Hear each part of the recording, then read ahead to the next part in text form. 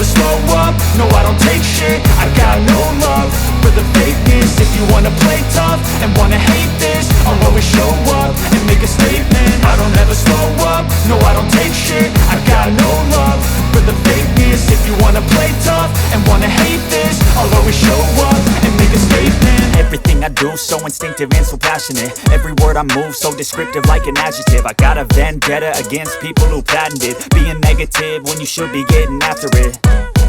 I got facts over tracks, this and that. Spitting slow, spitting fast. I could roast, I could gas. Think I'm okay at last, but I don't know if that can erase all the past. And the pettiness, a reflection of the emptiness. Hilarious. Hello guys, magandang araw sa inyo. Ayan, nagbabalik ako dito ngayong linggo. Day off dito sa Vermosa Sports Hub. Hindi ako nakapag long ride. Bala ko sana every Sunday long ride, kaso nga lang nagkaroon ng problema yung bike ko, kaya late ako nakatulog at wala akong cameraman. So yun, dito ako napunta, buti na lang walang event. At swerte ko at may nakita akong unique na rigid MTB setup, at nagkataon na parehas kami ng helmet, no. Kami mga Team Aliens. Anong brand ng helmet mo? Ganito rin, di ba? Opo. Ayan na nga, para sa parehas, no. Kulang na lang si Ken, kaso nga si Ken nabalian eh. Yun, dapat nandito ka Ken para talo na tayo, TVJ, Tito Pick and Joey. Ayun, so ito yung rigid MTB na naka-time trial cockpit ni Idol Ace Tejeda. Opo. Yan, so taga Dasma Cavite, no? Opo. Parang yung nakitang kasi first time ko lang nakasalubong ko siya kanina pagpasok ko sa Vermosa. Pangilang Vermosa mo na to, Idol? Siguro po nasa pang-anim na po. Pang-anim, pero hindi pa ganito yung setup mo. Hindi pa po. Ano yung setup mo dati? Siguro nakapang-exi pa po ako na suspension. Naka-suspension. Pero yan din yung frame mo. Opo. Ayun, so ito yung ibabudget natin for today, no? Yan, swerte at na-chamba ko si Idol.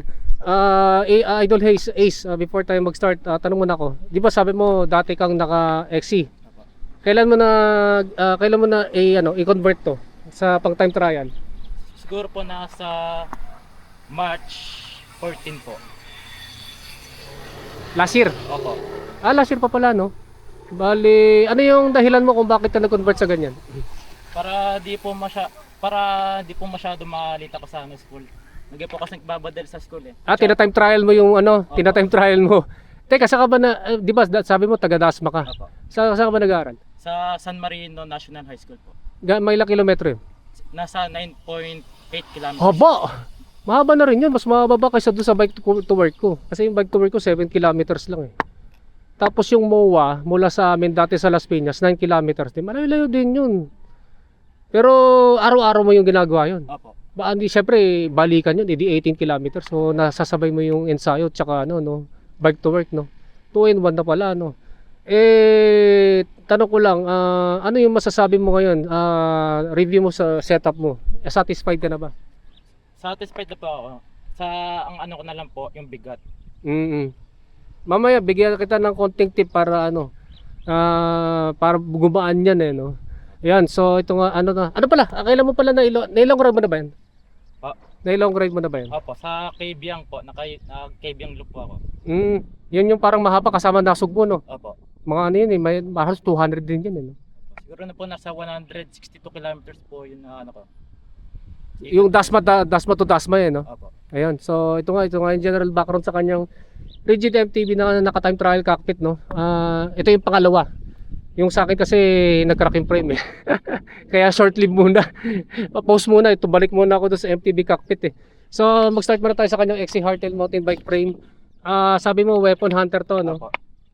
Na repainted na XC Hardtail mountain bike frame, aluminum 6061, pang XC Racing po. 27, 29? 29 po. Ayun, 29er na XC, no? Then sabi mo size 17 medium, no? Opo. Then tapered yung head tube. Yan, full internal cable routing, pang BSA threaded na bottom bracket cell, pang 31.6mm diameter na seat post, quick release yung drop out. Then ang disc brake caliper mount naman yan ay, tingnan ko, post mount. Next naman sa kanyang rigid fork, ito yung binibenta sa shop namin, Weapon Revenge na carbon fiber, 29er na suspension corrected. So kita natin na Yung malaki yung clearance. Parang katulad doon sa Factor. Kaso nga lang, sa Factor, doon sa gilid ng malaki clearance. dito naman dito yung malaki clearance, no. Yan naman yung kanyang rigid fork na yun nga, carbon fiber.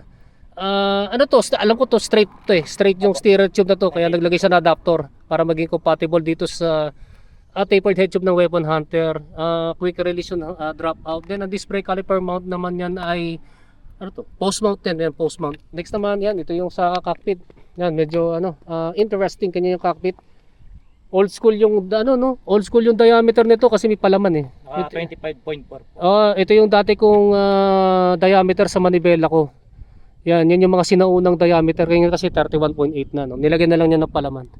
Yan, ganun din ang ginawa ko dati. yan yung ginawa niya, no. Ano pala yung yung bullhorn bar mo, idol? G-Star po na 440 mm po. 440 Opo. G-Star. Opo. Yan, G-Star daw to. Aluminum to, bakal? Aluminum po. Yan, aluminum, no. Ilan nga ulit? 44. Na na 44 mm ang lapad, tapos 25.4 ang diameter niya. Yung bar tip mo, anong brand ito? Elgin lang po yan. Ha? Hindi ko po Unbranded? Opo. Yan, unbranded to, no? Pero pang military yung kulay, no? Para feeling ko pang Navy Seal, eh, no? Next naman sa aero bar niya, J-bend. Unbranded ba to? Unbranded din po yan. Parang ito yung S-bend pero pinalitan mo lang ng J-bend din. Yan, ito yung kanyang handlebar grips, no? Para safe, para di dumulas. Yan, J-bend na unbranded. Then yung kanyang stem, yun nga, 25.4. Old school din yung stem nito eh. Yan, G-Star din pala, no? GEE Star. Yan, yan pala yung spelling niyan.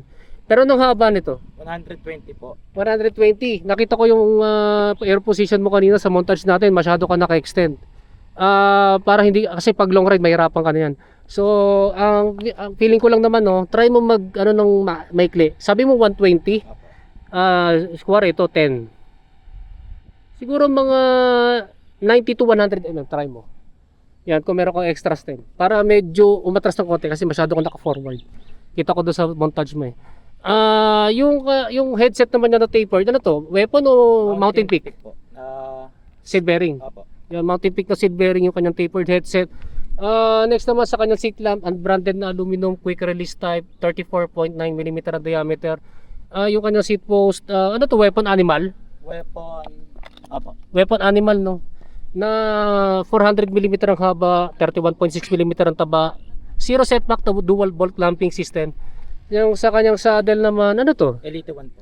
Elite 1 na may butas sa gitna. Na carbon saddle po. Ayun, may butas sa gitna, malambot and flexible. Yan, tapos carbon railings. Satisfied ka naman dito sa saddle mo? Wala naman po ako naging issue dyan. Okay naman no? Yan, so ito nga yung sa saddle niya, no? So proceed naman tayo sa drivetrain. Pambansang drivetrain ito na 1x, so wala kayong makikita na front shifter for derailleur tsaka extra chainrings. Yung setup niya, naka-mount MTB shifter na nandito.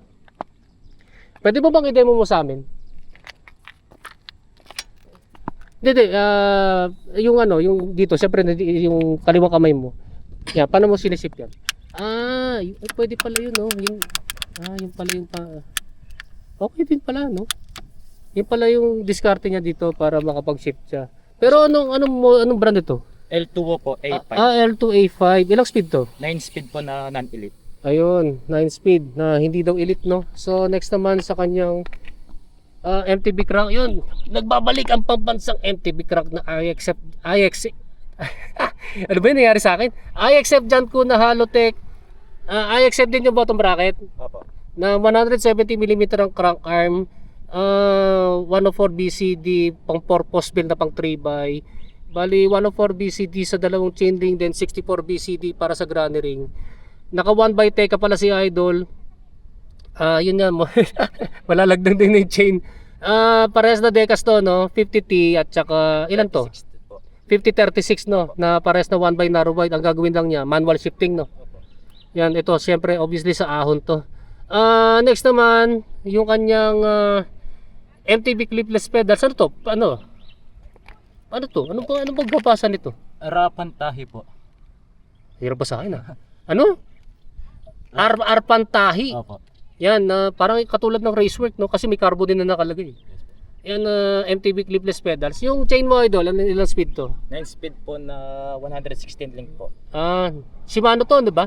Opo. Yan, Shimano na 9 speed. Yung MTB cassette sprocket mo, 11 by 42 po cassette na Sunshine. Sunshine 1142 9 speed. Yung kanyang RD L2A5 na pang 9 speed, non-elite naman din to, no? Opo. And so ito yung sa drivetrain setup na kanyang MTB. Next naman sa kanyang wheelset, ito yung kanyang gulong, no? Compass na 700 by, yung may nakalagay dito, 700 by, ano to, 35, no? Opo. Tingnan natin kung pronto sa pedal strike kasi medyo maliit yung gulong niya eh. Medyo, estimation ko lang, no? Iano ko lang na konti. Medyo pasang awat siguro, no? Kasi mahaba naman yung fork niya. Yan, kaya hindi pronto sa pedal strike, no? Yan yung, ito naka wheel cover siya, no? Yung nakita ko to sa Shopee eh. Ang concern ko lang dito, yung front wheel mo kasi, naka-cover din. Medyo pag sa crosswind dyan, medyo tatangayin ka eh. Ano naman na naging experience mo? Hindi ka pa tinatangayin dyan sa crosswind? Minsan po kapag palusong po ako, sobrang nakano po ako. Nagwiwiggle, no? Opo. Yun nga kasi ano to eh. Inaano ng hangin yang parang nagiging sail yan eh, no? Bali, pero stick ka pa rin sa ganyan. Opo. Stick ka pa rin sa ganyan, nasanay ka na, no? Opo. Kaya nasanay siya sa ganyan. Then yung ano, yung rims mo, sabi mo kanina stock ng booster. Opo. Ilang holes to? 32 po. Aluminum double wall, no? Opo.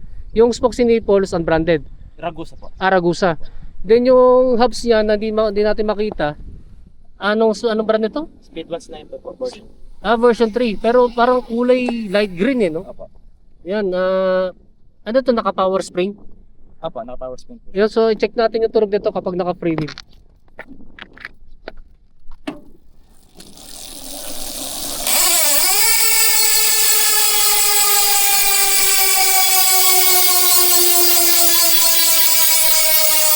Yan guys, yung ito ng version 3 na Speed 190 MTB yan. So pag naka free wheel na nasa loob ng ano, no, wheel cover, yan okay na. Medyo nag-iba yung tunog, no? Nung pag nasa loob pala ng yung wheel cover. Lasa lang sa kanyang brake set yan, naka Shimano MT200 siya na pambansang brakes. Na hydraulic brakes and dual piston, then lasa lang sa kanyang rotors. Ano to, Sagbit Sirius 5 na 160mm diameter harap tsaka likuran. Parehas na floating and ball type disc brake rotors. Nakalimutan ko yung patipangan ko kasi di ko akalain na mag-bike check ako ngayon. Buhatin ko lang. Siguro mga kasing timbang din ng ng bike ko, mga 11 din. Mahigit 11 kilograms din ang estimation ko. Yan, pero magkano yung total cost pala nito? Nasa 25k na po. Yan, 25k, no? Yan, Sama po yung repaint. repaint dito sa Weapon Hunter. Yan, ito nga yung Weapon Hunter na time trial rigid MTB, na time trial cockpit. Ni Idol, ano nga rin pangalan? Ace po. Ace. Tejeda po. Yan, Ace Tejeda. Yan, pogi-pogi rin pala pag nakaano, no? Ano nga lang kasi medyo concerned lang ako sa crosswind kasi gagano-ganon siya. Malamang ganun mo, ganun na experience mo. Yan, so hanggang dito na lang. Ano pala, before tayo mag-shoutout muna tayo. Shoutout po kay Prince Cortez po Serrano, tsaka po kay Nathaniel Cruz, tsaka po sa mga teacher ko po dyan sa SNHS. Ayun, so salamat. Maraming salamat talaga sa pag-bike check ng Rigid MTB mo. Sayang, wala yung MC ko. Maganda, magbundas natin dalawa eh. Yan, sa kanyang, sa poging Rigid MTB niya. So, yan. Ito yung Team Alien. Team Time Trial naka-helmet. Yan guys, maraming salamat sa inyong panonood. And don't forget to subscribe sa aking YouTube channel. Pag-click na lang yung notification button para matotally notify kayo. Guys, maraming salamat sa inyo. And ride safe po sa inyo.